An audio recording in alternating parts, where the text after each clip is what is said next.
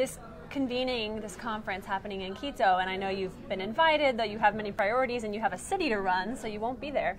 But you know, one of the goals is a new urban agenda, and that term is thrown around. But as a mayor, what do you hope to see in this new urban agenda? The new urban agenda needs to be able to afford proper housing for the majority of the citizens in the African setting that live in slums. In Monrovia, we have about 35 to 40% of the population living in slums, okay? If you cannot upgrade those slums, if you cannot bring clean drinking water to them, if you cannot bring roads for them to be able to go to market, if you cannot bring hospitals where if they have illnesses, they can be treated, if they have communicable disease, they can be isolated in a ward or something.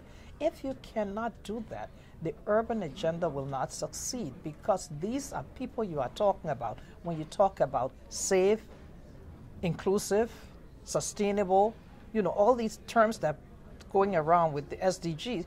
You, goal number 11, you have to be able to look at the people, form these partnerships, and make it work. It's not often that we see mayors on the agenda at convenings like this, or at least I haven't. It's part of why I was so excited to see you on stage. Can you just expand on the importance of your role as mayor in a developing country context? I think when you look at a developing country, the mayor, especially, I'll speak from the point of view of Monrovia, because I've lived in Ghana, I've been to Sierra Leone several times. But when you look at Monrovia, where we are a post-conflict country, and you had people coming into a city like Monrovia, where they were coming from refugee camps, they had been in the interior, in rural area for years, hiding, and so they thought the city was a safe place to come. They came with false expectations. They thought the city was going to be able to supply all their needs right away. But the city has to live on a budget. So the school systems, the healthcare systems, the water and sewer, the electricity, all these things were being stretched. They were not enough to go around. So the people found themselves living in slums.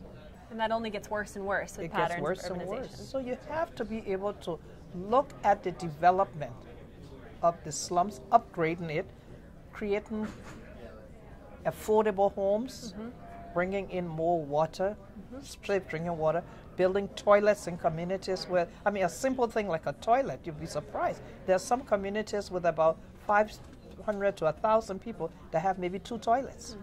I mean, these are simple, basic, hygienic things that these people lacking in the city who live in these slums. And we have to pay attention to them, because these are the people who come to work in our homes. They're the gardeners, they're the housekeepers, and if we don't make sure they are safe and healthy, then we are exposing ourselves. Plus, I'm sure you have a lot of organizations operating in Monrovia for their issue areas, like sanitation, like education, but you need someone kind of thinking in the 360-degree And view. when Ebola came, coordination was lacking. So we had to bring them all together in what we call the incident management system. And I was co-chair for one of them for the big county, Monserrato. That meeting every Saturday brought together about 40 to 50 donors and international partners in one room. And we found out this person was in a community doing something, and the same community, another person was doing the same thing. If they had put their efforts together, they could have done more, because the community leaders would have told them who need it more. So we need better coordination.